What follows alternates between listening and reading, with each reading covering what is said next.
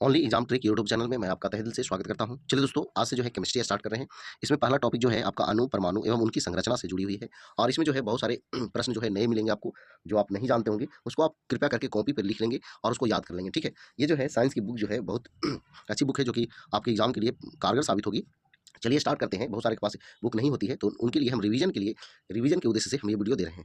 तो चलिए स्टार्ट करते हैं पहले प्रश्नों से। देखिए, पहला प्रश्न क्या कर रहा है, पदार्थ की वह अवस्था जिसका घनत्व न्यूनतम होता है, तो वह जो है गैसीय अवस्था होती है। निश्चित आकार और निश्चित मात्रा होती है तो ठोस की होती है।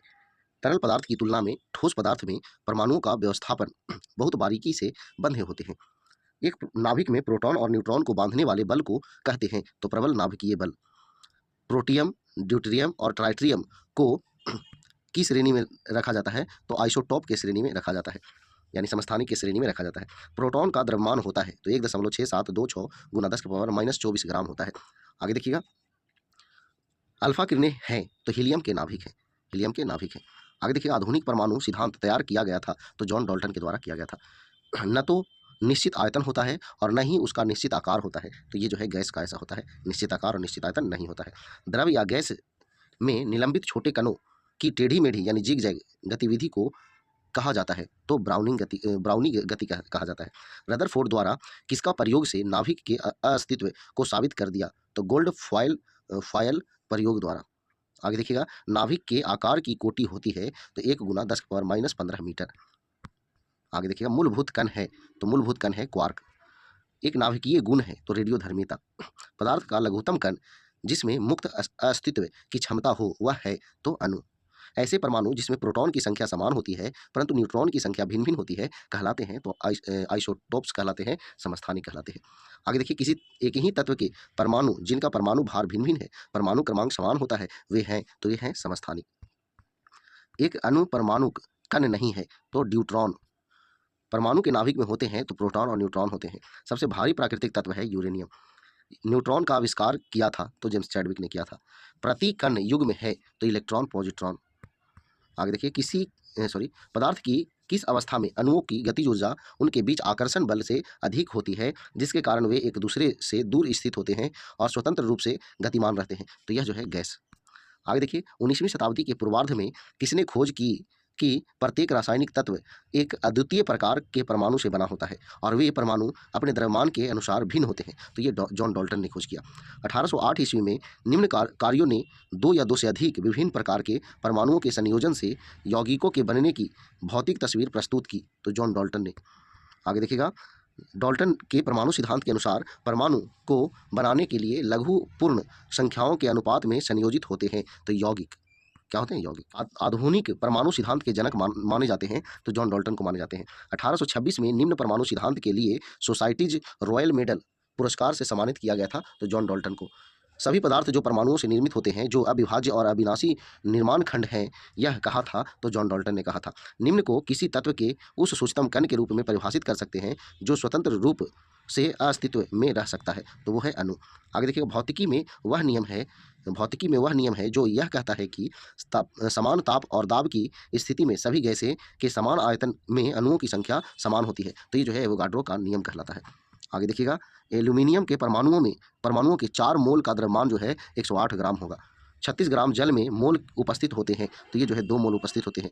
न्यूट्रॉन की खोज की थी तो जेम्स चैडविक ने की थी। आगे देखिए, अर्नेस्ट रदरफोर्ड ने स्वर्ण पत्र प्रयोग के परिणामों को कब प्रकाशित किया जिससे यह पता चला कि परमाणु नाभिक के केंद्र में स्थित दृढ़ सघन क्रोड के चलते प्रकीर्णन होता है, तो यह जो है 1911 में खोज हुआ था।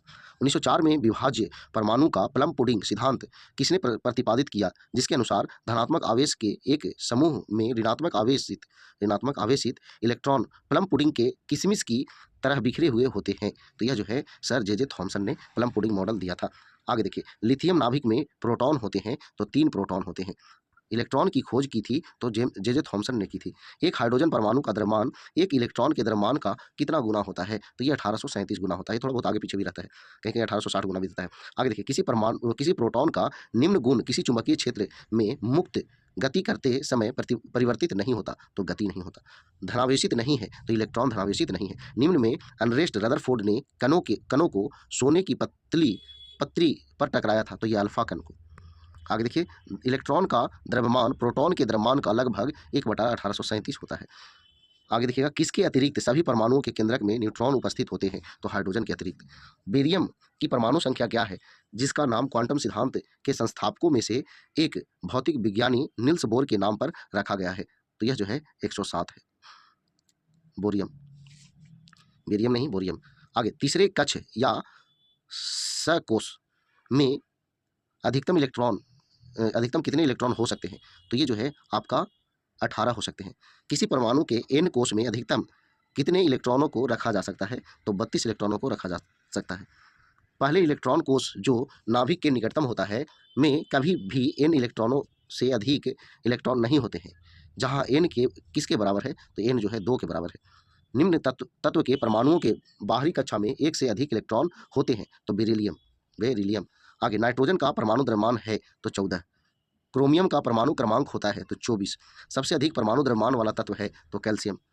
ऑक्सीजन का परमाणु द्रव्यमान क्या है, जिसे U में व्यक्त किया जा सकता है? तो 16 है। आगे देखिएगा, नाइट्रोजन का परमाणु क्रमांक होता है? तो 7 होता है। हाइड्रोजन का सबसे सामान्य आम समस्थानिक है? तो प्रोटियम। एक समस्थानिक के रूप में ड्यूटेरियम होता है? तो हाइड्रोजन होता है। कार्बन के कुल कितने प्राकृतिक समस्थानिक होते हैं? तो 3 समस्थानिक होते हैं। ड्यूटेरियम और ट्राइटिरियम निम्न हैं? तो हाइड्रोजन के समस्थानिक हैं। प्रोटियम, ड्यूटेरियम और ट्राइटिरियम के प्राकृतिक रूप से पाए जाने वाले समस्थानिक है? तो हाइड्रोजन के प्राकृतिक रूप से पाए जाने वाले समस्थानिक है। हाइड्रोजन तत्व का समस्थानिक नहीं है? तो रेडियम, ये ऑप्शन पर चलेगा। स्कैंडियम के कितने समस्थानिक होते हैं? तो 13 समस्थानिक होते हैं। अलग अलग परमाणु संख्या और समान द्रव्यमान संख्या वाले तत्वों से बने परमाणु को के रूप में जानते हैं? तो संभारिक के रूप में जानते हैं, यानी आइसोबार्स के रूप में जानते हैं। संभारिक युग्म का एक उदाहरण है? तो कैल्शियम और आर्गन। 25 डिग्री सेल्सियस के तापमान पर एक आदर्श गैस के लिए SI इकाई में प्रति अणु औसत गतिज ऊर्जा होगी? तो 6.17 × 10⁻21 जूल। बॉयल के नियम में किस प्राचल को स्थिर रखा जाता है? तो तापमान को स्थिर रखा जाता है, चार्ल्स में दाब को। आगे, वर्ष 1787 में किस नियम का अध्ययन किया गया था, जिसमें कहा गया था कि गैसों का आयतन उसके परम तापमान के साथ बढ़ता है तथा उसका परम तापमान घटने पर उसका आयतन भी घट जाता है? ये चार्ल्स के नियम जो है के अंतर्गत कहा गया था। आगे देखिए, डाल्टन के आंशिक दाब नियम का गणितीय व्यंजक है? जहाँ P बराबर दाब, T बराबर तापमान और V बराबर आयतन और N बराबर मोल्स की संख्या। तो P टोटल जो है P1 + P2 + P3 प्लस जो है उसी तरह से आगे स्थिर T और V पर। क्लियर है? आगे देखिए, वर्ष 1787 में किस नियम का अध्ययन किया गया था, जिसमें कहा गया था कि गैस का आयतन उसके परम तापमान के साथ बढ़ता है और उसका परम तापमान घटने पर उसका आयतन भी घट जाता है? तो ये चार्ल्स के नियम के अनुसार ऐसा होता है। 25 डिग्री सेल्सियस के तापमान पर एक आदर्श गैसों के लिए SI इकाई में प्रति अणु औसत गतिज ऊर्जा होती है? तो 6.17 × 10⁻21 जूल। आगे देखिएगा, 1860 के दशक में किसने कार्बन डाइऑक्साइड में दाब, ताप और आयतन के संबंधों को व्यक्त करने वाले गैसीय नियम की गहन जांच की? तो थॉमस एंड्रयूज। आगे देखिएगा, यह नियम बताता है कि एक निश्चित तापमान पर एक शुष्क गैस के दिए गए द्रव्यमान का आयतन उसके दाब के व्युत्क्रमानुपाती होता है? तो ये बॉयल्स का नियम कहलाता है।